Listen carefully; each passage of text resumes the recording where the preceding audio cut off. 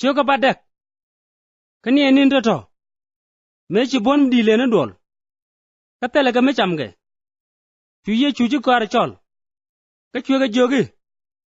Gor loide luok nene titi. Ko. Teme. Chika jain ka ekel. Kani dang diok. Katela me bacham. Kame dega jaga wachi ene kien. Anak bofke. Dega o mondero. Ko. Batang kien. Nagwan tinan. Chuji kwar jaloy. Kadera ne diale timo jamiat. Ray duar me idi. Chuega tiji. Taiga jurane di. Chuga wei. Kabaro. Chueroi lat bone nu. Biga nyurping. Ka chue jurane dang baro kan. Mecha kullata loai. Chuega poin. Ka chuega kamji kwara.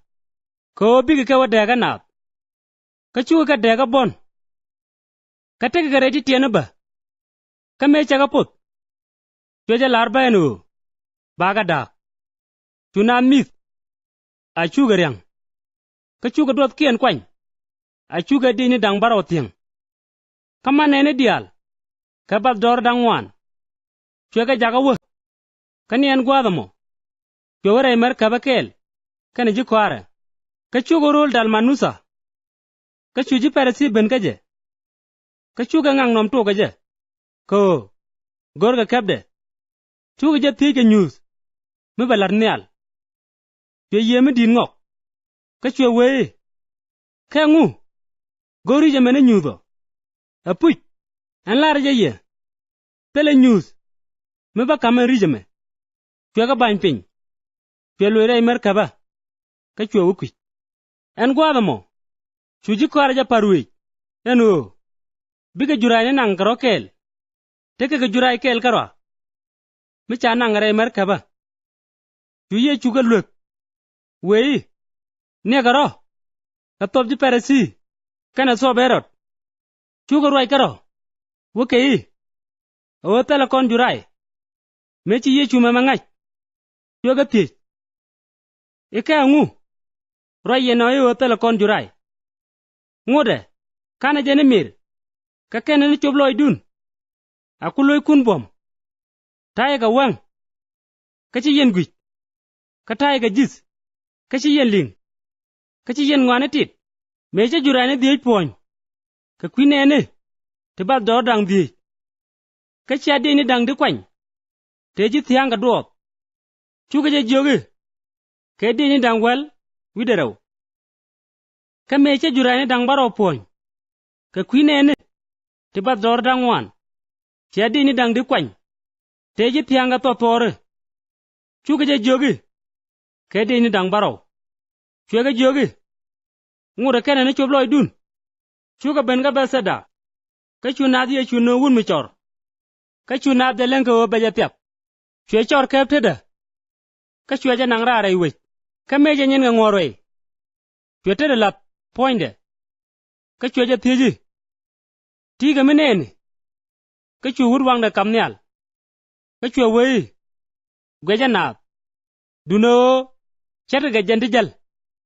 Ka chu ye chu tit ka nyok. Ka lad wang nike. Ka chu gwe ja gwa. Ka chu wang a chu gaw. Chu ngak dial gwich. Atel diw. Ka chu ja jaga wa dore. Joga jayi. A changa na wich. Chu wutin. Ka chu ye chu wanyam. Kana jikwara. Wagare chiene Sasaria. Ka Pilipai. Ka men ngut ka dup. Chu jikwara tich. Itame. Lar nada yen nga. Chuga jaloji. Lar kene. Ye jin jone la lek. Ka tankin. Ye jin iliya. Ka lar ka jaya tanap. Ye jiram kel. Ka gu. Ka chu ye chuga ti. E ka lar yene. Ye hen nga. Chu pitoro loj. Ye jin masaya. Ka chuga goga bum. Ka o. Charwaji mebil harado din. Chu ye chuo to ka mingi je. Wei. Begaranti bay bay te ngwan yigrut. Ka baja loga dit.